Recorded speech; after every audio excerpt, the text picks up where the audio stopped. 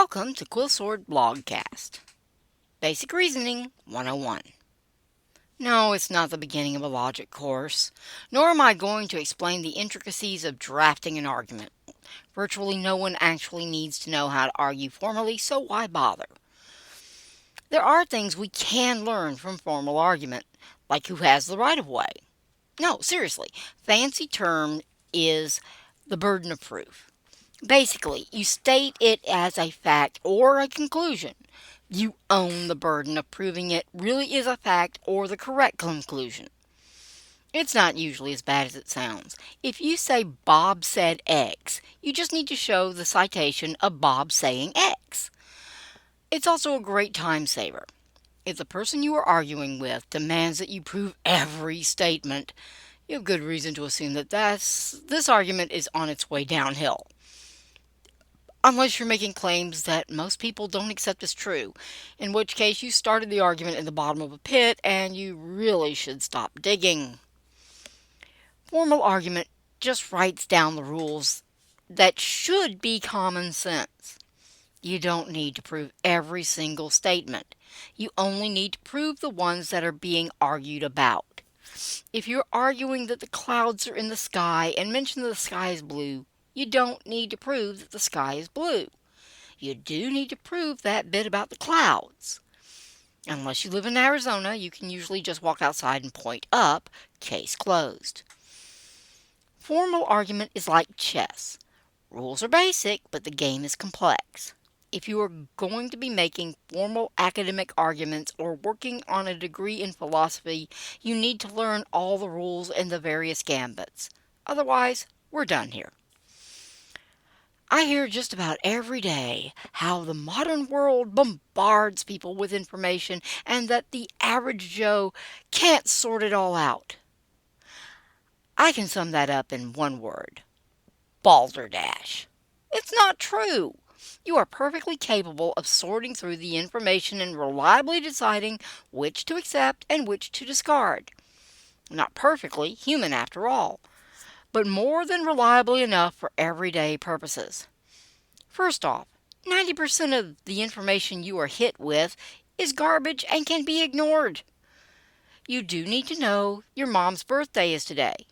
You do not need to know where your friend Sally from high school that you haven't seen in 10 years went on vacation. Enjoy the pretty pictures, scroll past, and forget it. This is not rocket science. You know dang good and well who you actually need to keep track of and whose new pet is none of your business. Most of the information you are bombarded with is social media, and the vast majority of it is useless. Don't bother remembering or even sorting information you do not need. Okay, but what about Cousin Susie's back surgery? Well, did you need to send her flowers? If you need to respond, then it's important.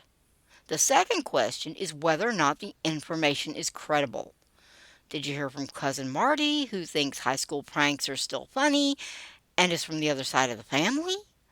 Maybe double check before dropping the card in the mail. This is pretty obvious, right? Here's the thing. All information is sorted this way. Is it important? If not, toss. If so, is it credible? If not, toss or confirm, depending on how important the information is. So, it's important and credible, but is it true? If the information is important enough, we proceed to figuring this part out, but only if we have a reason to continue. Most of the time, important and credible are sufficient. Mom told you about Cousin Susie, so you call a florist. You don't bother driving to the hospital to confirm Susie is really there, right? Same thing with most information. We just presume truth when we have no cause to question it. Remember Cousin Marty?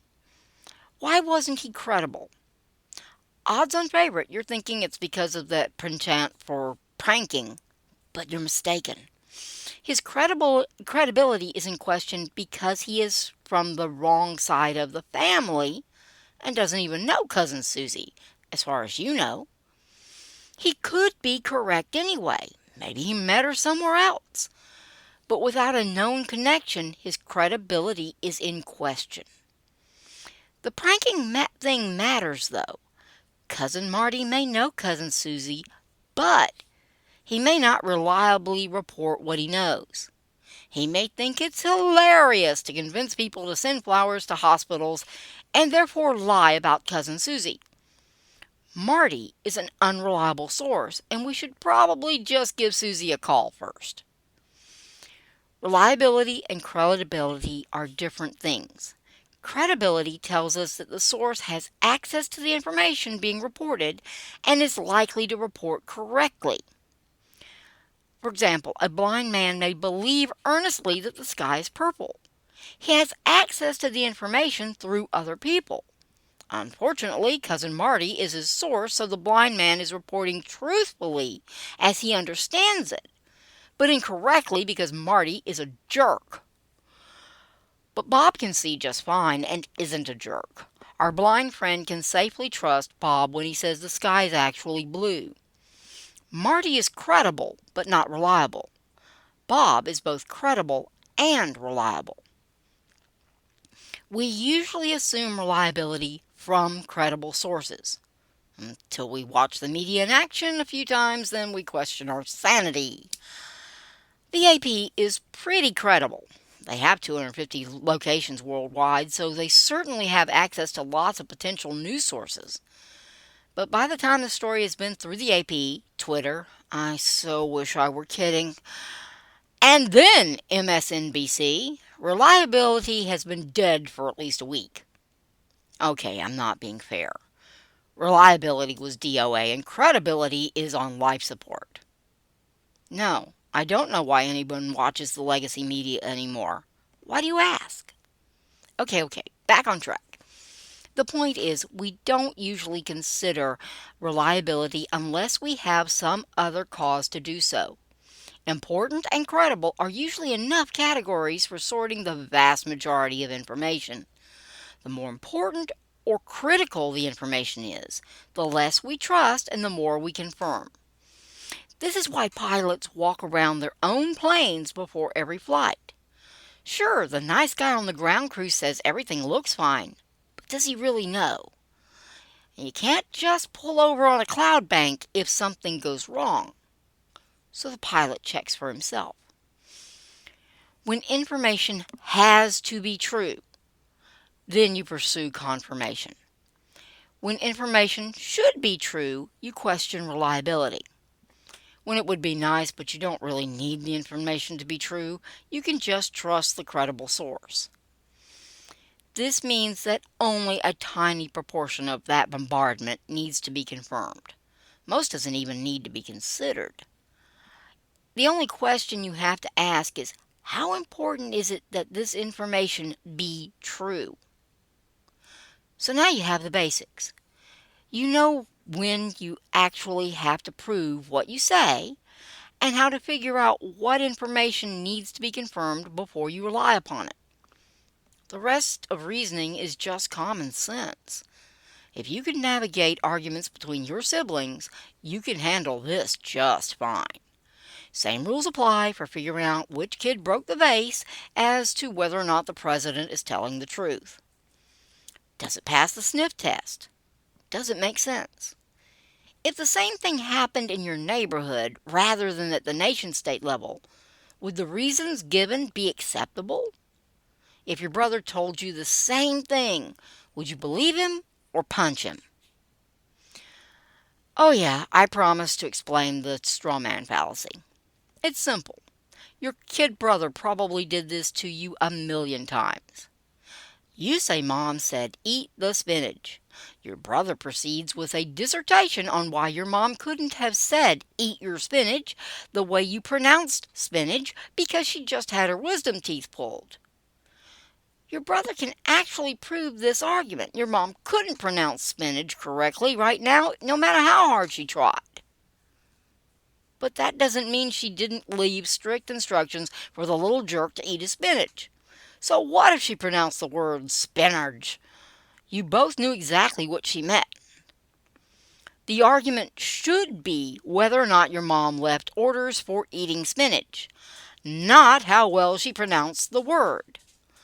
Little bro has pulled a fast one by setting up an argument he knew he could win, even though it had nothing to do with the actual argument.